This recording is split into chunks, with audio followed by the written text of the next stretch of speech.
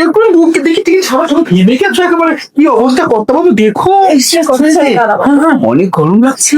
বলছি কর্তা বাবু, নিখিলের বউ গো, চাঁদের ব্যবস্থা করতে হবে না গো। হ্যাঁ শুন সুদেশ, কালকে তুই টালিগঞ্জে গিয়ে হ্যাঁ ওখান থেকে ওই যে রোশন বাবু আছে না, ওর কাছ থেকে কিছু জিনিস নিয়ে আসবি, আমি বলে দিয়েছি। কর্তা বাবু ওখানে কাছে যাওয়া লাগবে না, তার আগে সব ব্যবস্থা আমরা করে ফেলবো, বুঝতে পেরেছেন? ওটা আমরা বুঝে গেছি। হ্যাঁ সবকিছু আমি ব্যবস্থা না করলে আপনার চোখে পড়বে না। চোখে আমার পড়ে গিয়েছে রে, চিড়িটা। কর্তা বাবু বলবেন না, এটা হচ্ছে নিখিলের বউ। নিখিলের বউ? আর 13 তারিখে যে গত হলো নিখিল, ওই নিখিলের বউ, বিধবা গো, বিধবা। কি বলিস? হ্যাঁ নিখিলের বউর এত শরীরে মাংস? আরে মাংস কথা বলছে কেন কর্তা বাবু, ওটা তো খবরা খবরা। আরে খবরে এটি তো আমি পছন্দ, তুই তো জানিস আমি মাংসের প্রতি আমার ও এভাবে থাকবে আমার এই এলাকা, এটা কিন্তু আমি মেনে নিতে পারি না। কর্তা বাবু 13 দিন হয়েছে ওর স্বামী গত হয়েছে, যোগাসন করছে গো, জবরির গাছ তুলে যোগাসন করছে, ও তো ওভাবে থাকবে। আরে রাখ তোর আসল মুসুন, ওকে তাড়াতাড়ি ব্যবস্থা কর। ওর 13 দিন কেন, আমার মাথাটা খারাপ হয়ে যাচ্ছে, আমি কি যে কি বলবো। এদিকে কথা বাবু, কথা এদিকে এসে বলতে হবে, এদিকে এসে বলতো।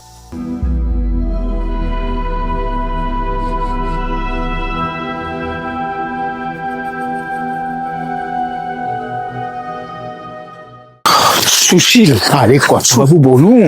আমি তোর জন্য কিন্তু কম করিনি, যা চেয়েছিস সবই আমি দিয়েছি। দিয়েছেন তো, অন্তত আমাকে ওই ওই নিখিলের বইয়ের উপর উঠতে দে একবার।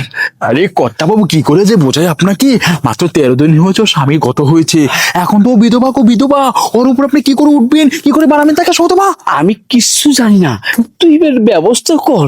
টাকা লাগলে টাকা দে, ঠিক আছে, স্বর্ণ লাগলে স্বর্ণ দে, আরো যদি কিছু লাগে দে, আমি তারপর উপরে উঠবো। আমার তো শুনলে কেমনি। কর্তা বাবু লোকজন জানলে একেবারে একবার সব ছেঁচা করবে গো। আমি সব বদনাম মেনে নেব, কিন্তু ওর উপর আমার উঠতে হবে।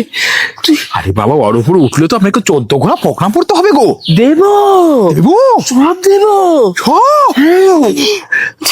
আমার কি কমতি আছে কোনটা? না না না না, কমতি শুধু গোস্তের, মাংসের। আপনার মাংস বলছো কেন গো?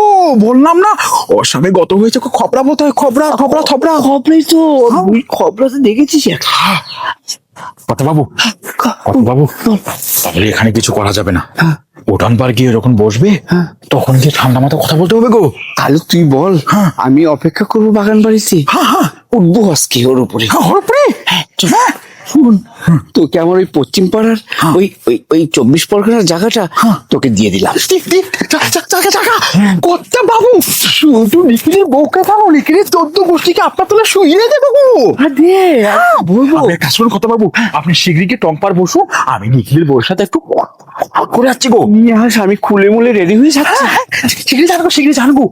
আরে বাবা আমাকে সেই কোথাও জমি দিয়ে দিবে গো। হ্যাঁ তারপর আমি ওখানে ওখানে তুলো চাষ করবো গো। নিখিলের বউ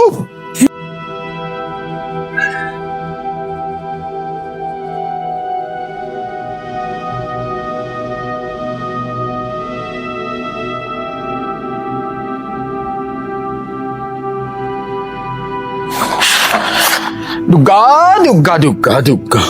হ্যাঁ বলছি ও বৌদিমণি একটু পাশে বসবো গো। হ্যাঁ দাদা বলেন। হ্যাঁ বসুন বসুন গো।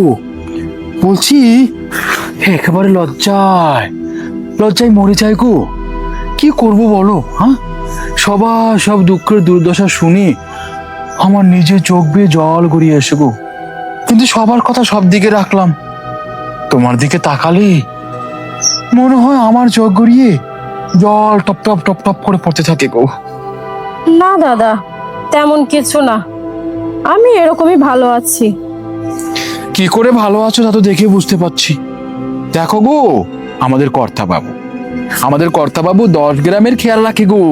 10 গ্রামের খেয়াল খবর না রাখলে কি সে কর্তা হয়েছে বলো? এই দেখো 13 দিন হয়েছে তোমার স্বামী গত হয়েছে।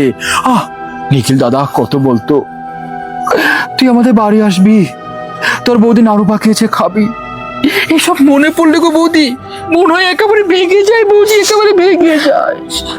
অনেক কষ্ট গো। তুমি আমাকে এখন ওসব কথা বলে কেন কাঁদাচ্ছ ঠাকুরপো?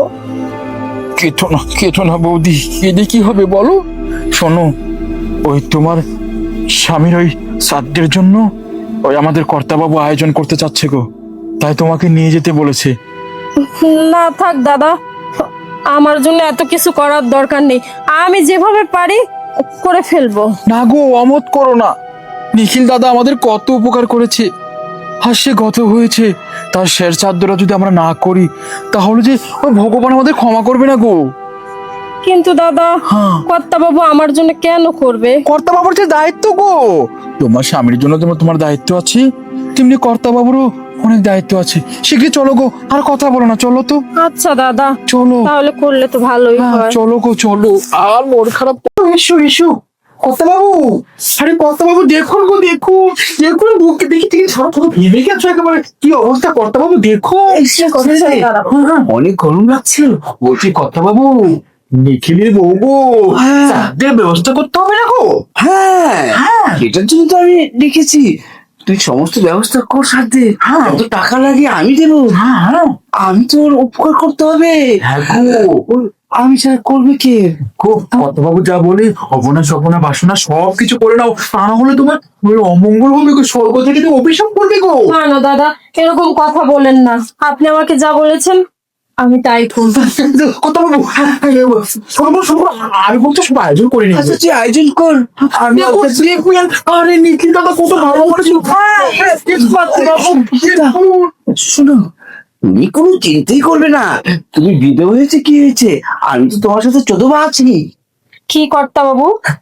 হ্যাঁ, 14 মানে আমি 14 গ্রামে কর্তা, তো সেই কারণে আমি 14 আর তুমি হলো বিধবা, দুজনের সাথে কেমন মিলেছে না? হ্যাঁ কর্তাবাবু, তাই তো, অনেক মিল আছে। আমি বিধবা আর আপনি কি বললেন জানি? 14। হ্যাঁ 14। শুনো, আমরা দুজনেই আজকে জি।